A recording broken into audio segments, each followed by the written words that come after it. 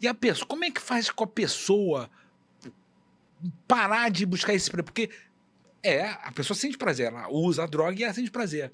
E aí você deu uma resposta que eu gostaria, você vai lembrar, onde você falou que a pessoa foi o momento que a pessoa vai buscar ajuda e ela tem que estender o braço.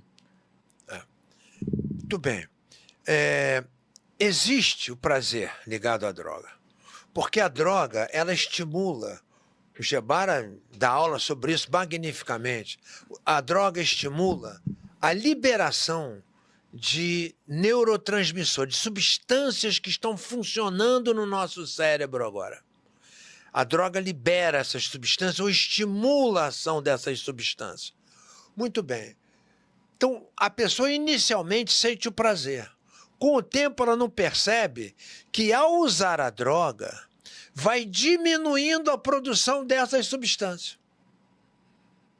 Ora, a droga, se ela causa prazer, ela tem, né, ela produz esses neurotransmissores. Esses neurotransmissores são caríssimos, porque eles são a razão da gente ser feliz.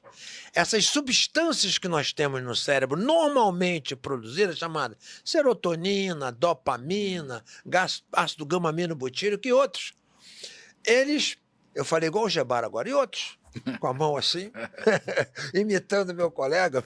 Então, essas substâncias são muito caras ao nosso organismo. Portanto, Márcio, na hora que você coloca uma droga ali que faz o mesmo efeito, o organismo fala assim, opa, vou economizar a produção, vou parar de produzir. Quando para o efeito da droga, não tem mais a produção normal.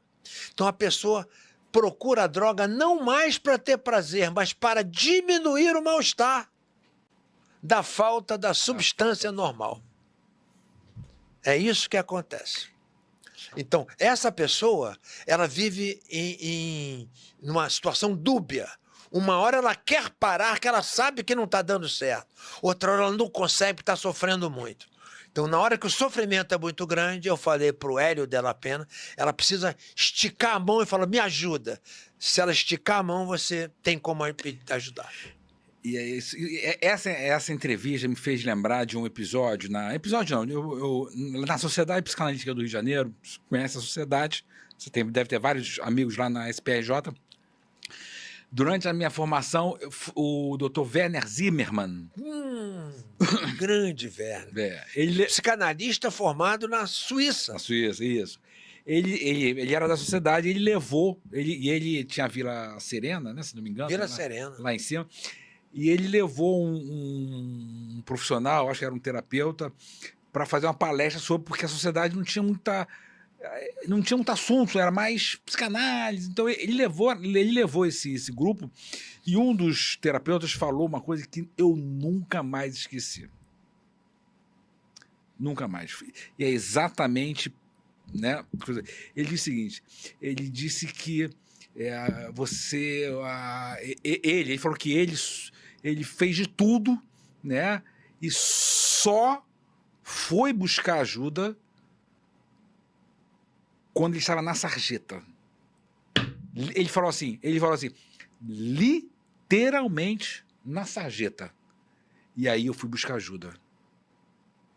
Quer dizer, foi um depoimento forte, mas aquilo nunca mais. E ele ainda disse mais: eu não fui fazer psicanálise logo, eu não podia fazer.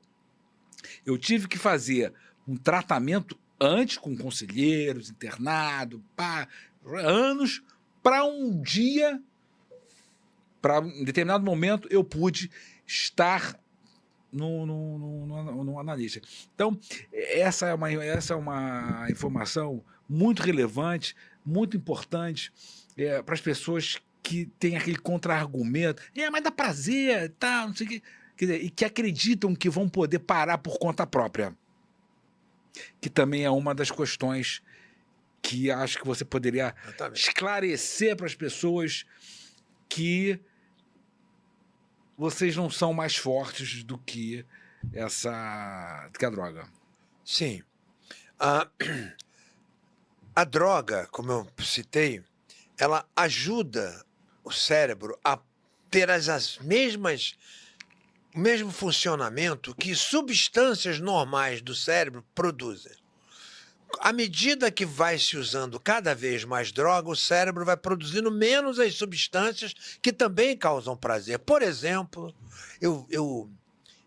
tem uma canção, acho que é de Roberto, Roberto Carlos. o rei, O rei. que fala: eu vi o menino correndo, eu vi o tempo. E o tempo parou para que eu olhasse aquela criança. A vida. Aí eu não sei a letra, e naturalmente eu não quero cantar melhor que o Roberto, né? mas o que eu quero dizer é que, às vezes, você ouve uma música e você sente um bem-estar. Você sente que tem alguma coisa que vem ali. Nada do que foi será do jeito que já foi. Um dia. Lulu Santos. Como uma onda no mar. Quer dizer, essa música te dá uma sensação. A mim dá. Talvez a sua seja diferente. Diferente, sim. Cada sim. um. Mas quando eu escuto uma música que me dá um bem-estar, o meu cérebro produz um neurotransmissor, produz uma substância química que me dá o bem-estar. Fala do autor do Prêmio Nobel que... Eric Kandel. Em Busca da Memória. Eric Kandel, que eu conheci, apresentado pelo professor Jorge Alberto Cois Silva, num jantar. Ele é um prêmio Nobel, uma figura adorável, já está com quase 90 anos, mas é uma figura adorável que trabalha até hoje. Ele escreveu tudo sobre o funcionamento do cérebro, dessa neurociência, isso que acontece dentro do cérebro. E ele descreve, num outro livro dele, sobre arte, reducionismo e arte. Reducionismo e? Arte. E arte. Ele descreve esse funcionamento que a arte produz no cérebro. Por isso que muitas pessoas falam: puxa, eu fazendo teatro eu melhoro, quando eu canto eu melhoro. Porque essas atividades mexem com a nossa produção de serotonina, de dopamina, de neurotransmissores. E tem mais uma, hein? Fundamental dizer aqui: espiritualidade. Vamos. A espiritualidade. Isso.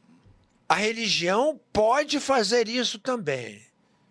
Eu não estou dizendo que a pessoa vai se curar na religião, pelo amor de Deus. Mas a religião trabalha a espiritualidade. Quando a religião trabalha a espiritualidade, a pessoa começa a produzir essas substâncias. E é por isso que muitas pessoas se recuperam em religião. Esse é um assunto... É um debate. É um debate. É um debate muito interessante, porque eu compartilho dessa ideia de que as igrejas, os templos, enfim, eles têm um papel como de ter uma expressão de continência. Continência, quer dizer... um super-ego. Também funciona, mas ele absorve, ele acolhe essa pessoa e dá a essa pessoa uma suporta isso. Então, eu vejo... já vi... Deixa eu completar, porque quando a gente fala em religião, a gente entra numa discussão que é política, que é partidária. Agora, eu quero dizer a vocês que o Brasil é o 4º país do mundo a produzir trabalhos científicos sobre espiritualidade. Não é opinião religiosa, nem opinião de igrejas Y, X ou H.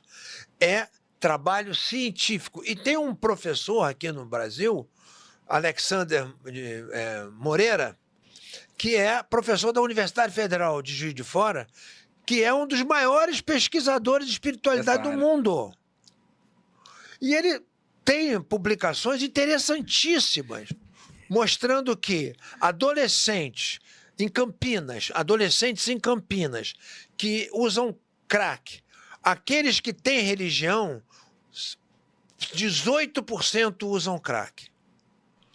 Agora, aqueles que não têm religião, 88% usam crack. Quer dizer, A religião tem um fator. Ah, Não é que necessariamente, não é que se Deus existe, não existe. isso. Não vamos entrar nisso. Não é, eu entendo. Agora, tem esse suporte. A religião Suporte. coloca um limite Suporte, nisso. Isso, exato. Então, para alguém que não tem recurso nenhum, para criança pobre, na Baixada ou no interior de São Paulo, então você tem um recurso.